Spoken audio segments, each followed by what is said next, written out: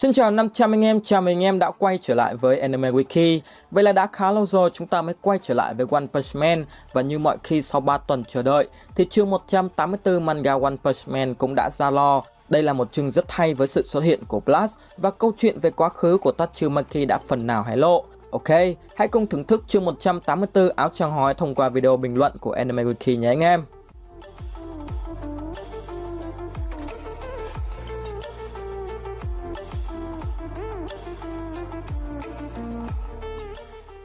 Trong chương trước của One Punch Man, chúng ta đã được chứng kiến quá trình hồi phục sang chấn tâm lý của đen bóng sau khi anh ta bị Garou đánh bại. Cùng với đó thì màn đấu anh bắt được em giữa Psychos và người máy kim loại đã kéo dài gần 2 tháng mà chưa kết thúc.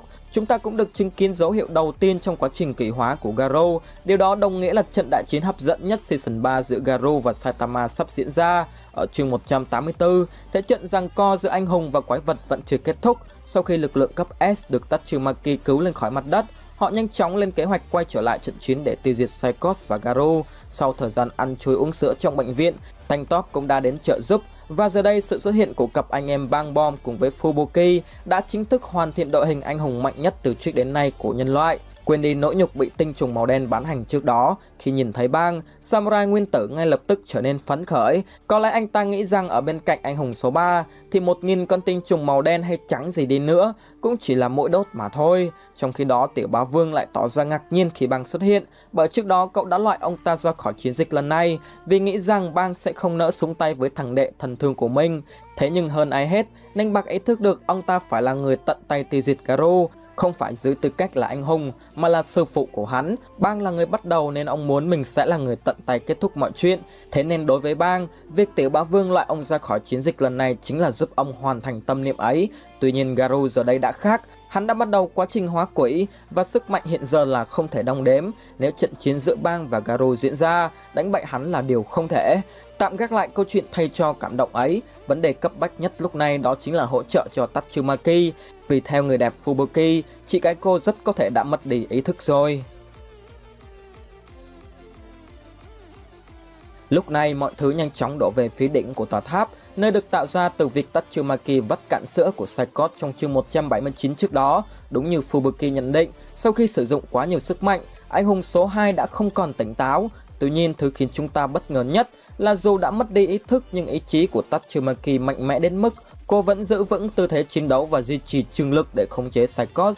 Đó là lớp trường lực siêu to khổng lồ, có 2 màn chắn kép có thể đảo nghịch nguồn năng lượng để nhốt chặt Psychos, bao gồm cả việc cô ta sử dụng sức mạnh ra bên ngoài. Việc Tatsumaki vẫn duy trì được nó sau trận chiến khốc liệt với Psychos đủ khiến chúng ta hình dung ra anh hùng số 2 mạnh khủng khiếp thế nào rồi.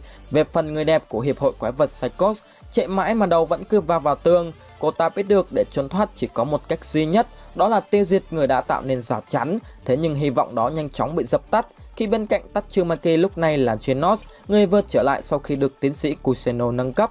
Và trong vòng tay ấm áp của đệ tử Saitama, Tatsumaki bắt đầu hồi tưởng về quá khứ. Cho đến thời điểm này, chúng ta biết được trong series có 4 nhân vật từng chạm mặt với Blast, đó là Giết trưởng lão, Sonic, Mặt nạ mật và cuối cùng là Tatsumaki. Mỗi lần Blast xuất hiện, niềm cảm hứng từ anh ta đã khiến những người được cứu thay đổi hoàn toàn cuộc đời họ. Cuộc gặp gỡ của Tatsumaki đã cho chúng ta thấy rõ điều ấy. Theo đó, khác với những đứa trẻ cùng trang lứa, năm lên 10 tuổi Tatsu đã bị giam giữ và bị coi là một vật thí nghiệm. Đau lòng hơn khi chính cha mẹ đã bán cô bé đi, bị gia đình ruông bỏ, Tatsumaki gần như không còn chút động lực nào để sống. Cô cũng không dám phô diễn sức mạnh khủng khiếp của mình vì nghĩ rằng phòng thí nghiệm sẽ thả một người vô dụng nếu không thể nghiên cứu được gì từ họ. Thế nhưng ý định đó của Tatsumaki đã không thể trở thành sự thật. Phòng thí nghiệm bị quái vật tấn công và họ chỉ tập trung giải cứu những mẫu vật có giá trị nên đã bỏ mặc cô bé trong phòng giam. Đó chính là bộ mặt đen tối của nhân loại. Trong phút giây tuyệt vọng, Tatsumaki được một người tên là Blast giải cứu. Anh ta nói rằng mình làm anh hùng chỉ vì đam mê chứ tiền bạc danh tiếng gì tầm này. Blast cũng khuyên Tatsu hãy lạc quan yêu đời, thường xuyên lên mạng săn tìm đồ giảm giá và hãy thể hiện sức mạnh thực sự của bản thân để bảo vệ cho gia đình. Sau đó kết thúc buổi trò chuyện bằng một lời khuyên đi sâu vào tiềm thức của Tatsumaki. Khi thời khắc đó tới, đừng trông đợi ai đến cứu em. Thời khắc mà Blast nhắc đến ở đây có lẽ chính là lúc Tatsumaki nguy hiểm tính mạng, và câu nói của anh ta chính là lời khuyên cô nàng hãy vượt qua chính mình và chiến thắng nghịch cảnh. Rất thú vị phải không anh em? Giác ngộ được lời khuyên của Blast, Tatsu tỉnh lại. Lúc này trong đầu cô liên tục xuất hiện những lời nói từ thần giao cách cảm của Fubuki, đầy quyết tâm và phẫn nộ. anh hùng số 2 Tatsumaki chính thức quay trở lại trận chiến. Vậy là thêm một chương có sự xuất hiện của Blast và chỉ thông qua hồi ức của người từng gặp anh ta. Thế nhưng chúng ta cũng đã hình dung ra phần nào về con người của vị anh hùng này. Theo đó, khác với Saitama vô công rồi nghe, Blast là một người có công việc đàng hoàng và anh ta cũng làm anh hùng chỉ vì sở thích. Chi tiết này khiến tớ có một cách nhìn khác về Hiệp hội Anh hùng.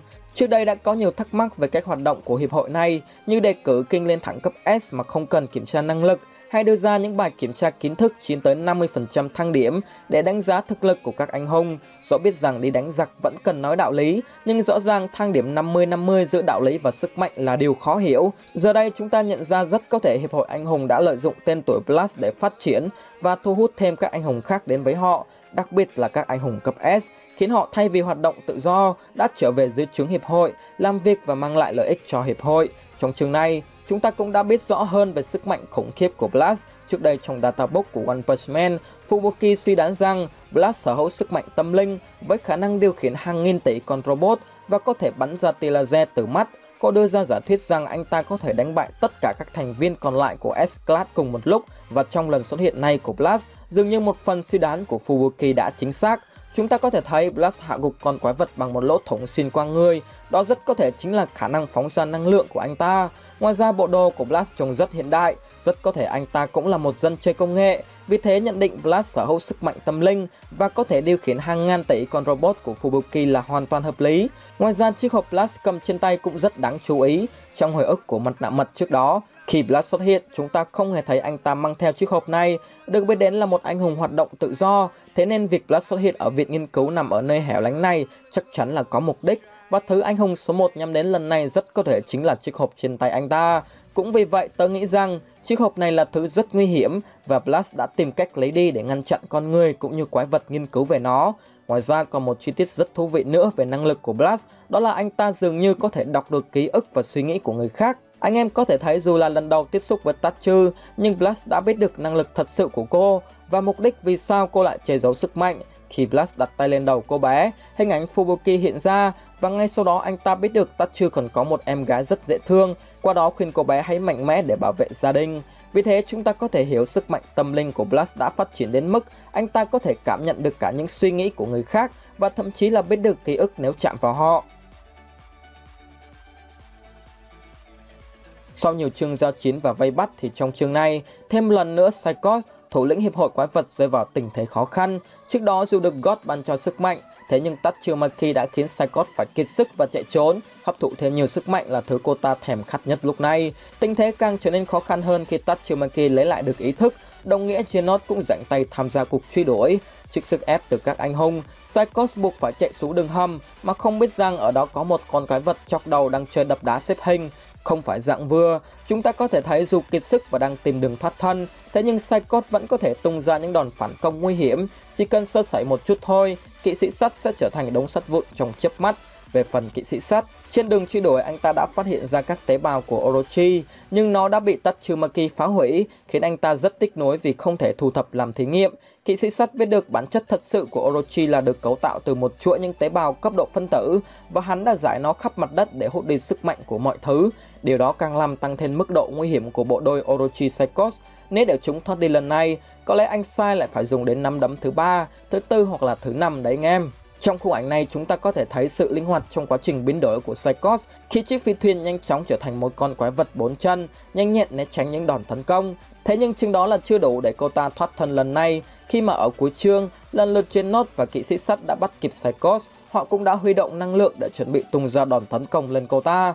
Kết cục của thủ lĩnh hiệp hội quái vật sẽ như thế nào? Hãy chờ đợi vào chương sau được phát hành vào khoảng cuối tháng 1 nhé anh em. Vừa rồi chúng ta đã cùng nhau điểm qua những diễn biến thú vị của chương 184 One Punch Man.